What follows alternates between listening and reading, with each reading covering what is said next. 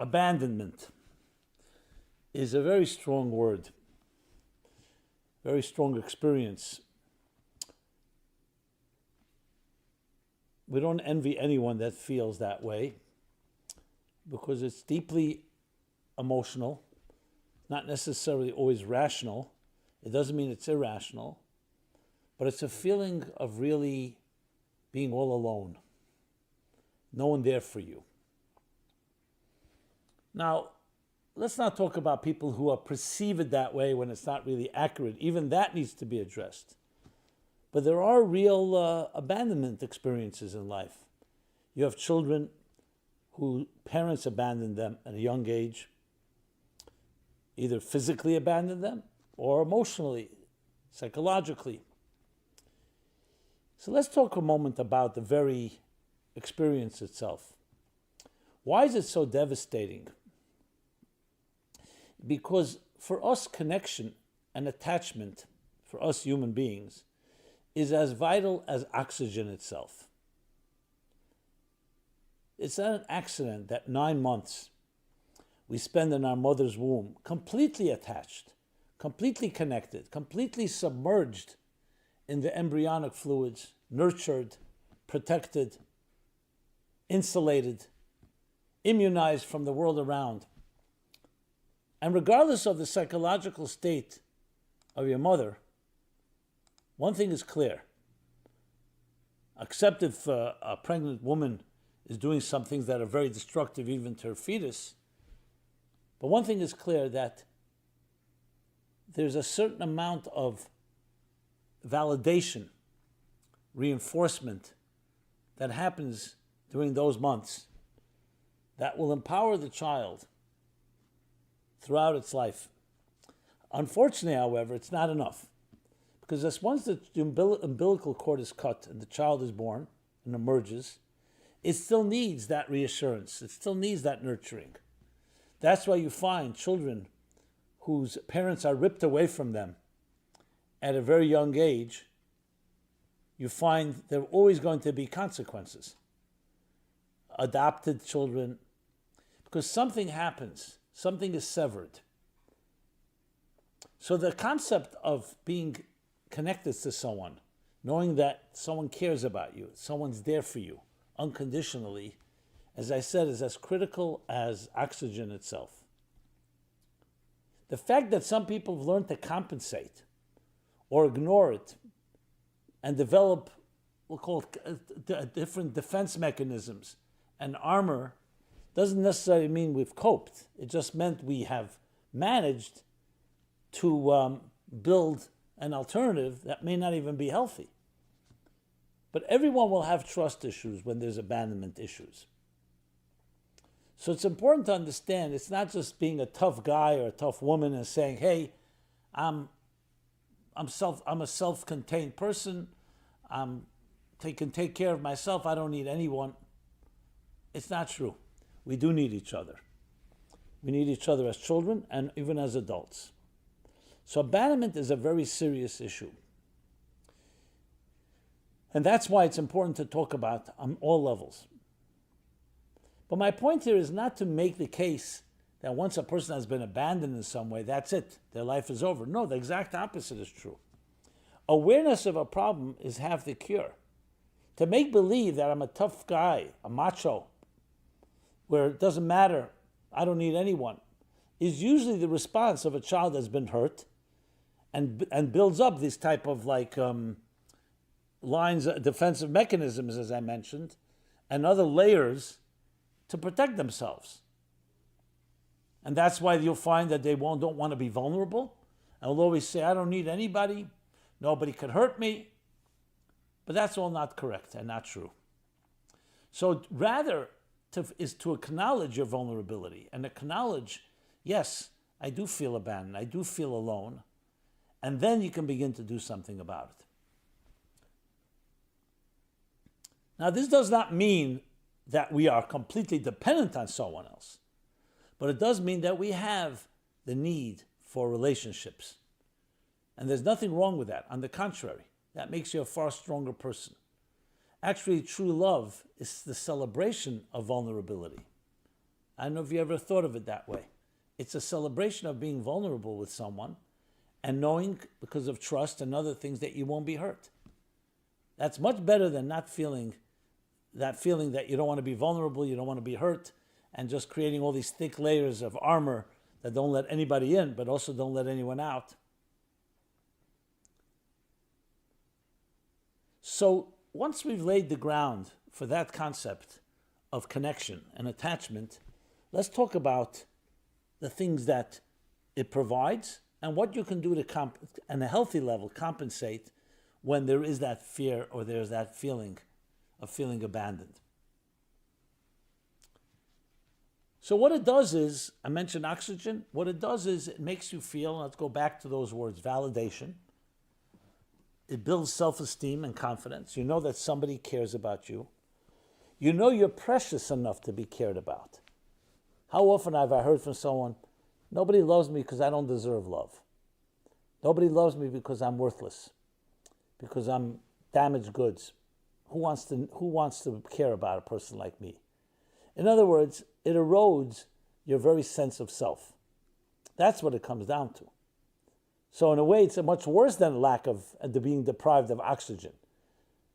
It erodes your lack of sense of self, of self-esteem. Healthy love and nurturing validates. When a child comes home from school, and every time their parent asks them a question, the parent starts criticizing the child, judging them, belittling them, demoralizing them, that is, every time, it's a small death. You're taking away from the spirit of your child, that young, energetic, all enthusiastic, free, abandoned spirit, and you're crushing it. It's like stepping on someone's head, making you feel like worthless. And I'm using extremes because it's not always that extreme, but even subtly, that's what it does. On the other hand, you're excited about what your child's excited about. And you encourage and say, wow, that's great. Great idea. Even if it's a childish thing, what you're doing is you're feeding, nurturing, like watering a flower. That's what you're doing. And allowing the flower then to blossom. So that's what connection, the opposite of abandonment is. Abandonment makes the person feel, I wasn't worth it. Why do you think children blame themselves for the divorce of their parents? Doesn't make any sense. Why would you blame yourself? My parents don't get along. They got divorced. Why am I at fault as the child? Because for a child, it's inconceivable. Parents are supposed to be heroes. The only reason they went apart is because I did something. I must have caused it. In other words, it's always reflective on the person, on the child, who's so dependent on the parents and doesn't see the parents as imperfect. So all that tells you that it's about development of self. Abandonment is essentially, I wasn't worth it. I wasn't worthy of being loved. I wasn't worthy of being cared for. And even if it's not true, it affects us. In other words, even if the parent didn't mean that, and that was not their intention, whatever the thing is, the bottom line, the result is I wasn't worthy. You weren't ready to pay the price for me. So you can imagine what kind of consequence that leads to. You get older, you start trying to build a relationship, and then you're testing the other person. Do they care enough about me? And you test them sometimes to ad nauseum because you're not sure. You want to make sure, and you always have that doubt. I know I'll be abandoned. At the end of the day, if I open up, I will be hurt. I will be abandoned. I'll be deserted. I'll be some way violated in that sense. So with that in mind, let's now talk about, okay, what do you do if you were indeed abandoned? The answer is you need to find the alternative for self-value. So this brings us to feeling abandoned, but some people say, I feel abandoned by God. Why was God not there for me? I was hurt by close loved ones. I was hurt by the world around me. Why was God not there to protect me? Now, God is a discussion of its own, so whether you embrace some form of God in your life is another issue. But the idea that there is something out there that considers you valuable, I like to put it this way. Birth is God saying you matter. Birth is God saying you matter. Some cosmic force greater than ourselves put you here, not by accident, not as an afterthought. You were chosen to be here. Parents validate that. They can nurture that. But remember, parents did not create you. They did certain acts biologically and emotionally that manifest and allowed a life to be conceived. But at the end of the day, there's something more to you than just your body. It's your soul. And your soul is your true source of value. So the answer really is this. The antidote to loneliness, to despair, to abandonment is connecting with your soul. Now, of course, it would be a lot easier if you grew up in a home that was validated, family, school, friends. But we live in a world that is in a constant assault against your psyche. Every advertisement, every marketing campaign, even if they're selling you a good product, they're basically telling you that if you don't get this product, you're not as important, you're not as valuable, you're not as precious. If you travel here, you smoke this, you drive that, you dress this way, then you're going to feel like a complete person. So in a sense, they're telling you you're not complete without it. It creates a sense of deprivation and a sense of lack of complete value because I don't have this, I don't have that. Statistically, they say, I believe it's in Holland, the Netherlands, where there's the highest rate of happiness. People are simply happy per capita. And a lot of people wonder why. I heard a theory a while back. I was at a seminar. I participated in Lima, Peru. So there was a psychologist and myself. We were both on a co-panelists. And he pointed out that he did research. And, some people say perhaps because it's a socialist country, everyone has free health care, and there's many other benefits. Some people are happier. He discovered in his research that there are no public advertising in Holland. There's no public advertising. There are no billboards. In the Western world, by the time you're age 20, this is years ago, now it's probably even more, by the age 20, you've seen or heard at least 1 million advertisements. I would say it's a lot more today with internet than with social media. What is an advertisement ultimately? You can't buy those million products, even if you see the same one many times. So it tells you about things that they're telling you should aspire for, but you can't have. It has to create a feeling of inadequacy, of deprivation, of missing something. In Holland, they don't have that issue. They're not exposed. They're not being inundated and streamed all these products, at least in public forums. I don't know if he's correct or not, but it was a very fascinating theory. So in other words, we are constantly being assaulted by saying you're not complete until you do this, unless you watch this, or you attend that, or you hang out with this group, or you look like this. But the truth is your very birth, your very existence gives you indispensable value. That's the key to everything. Now, if your parents gave it to you, great. If not, that does not mean all is lost. It means you need to dig deeper and find that soul within you, that indispensable, beautiful person who you really are. The unique song that only you can sing, which makes you indispensable, which makes you absolutely valuable. Then you feel less abandoned. So in other words, abandonment is a result of lacking that validation, so you're looking for someone to give it to you. And in fact, you have to find it within yourself ultimately. I'd go a step further. Even in the healthiest, nurturing, functional homes and environments, it's, again, your parents don't create the flower, they water it. Your friends, school, society, at best they can help nurture it. But what are they nurturing that? As you grow older, you come to discover who you are, your voice, your song, your flower. And that's where the key is to everything in life. So when we're smacked in the face, we're thrown a curveball in life, and we feel all alone. Nobody's there for me. I feel abandoned. I feel abandoned by my friends. I feel abandoned by family. I feel abandoned by God. What you're really saying is, I don't have value of my own, and I need it from them.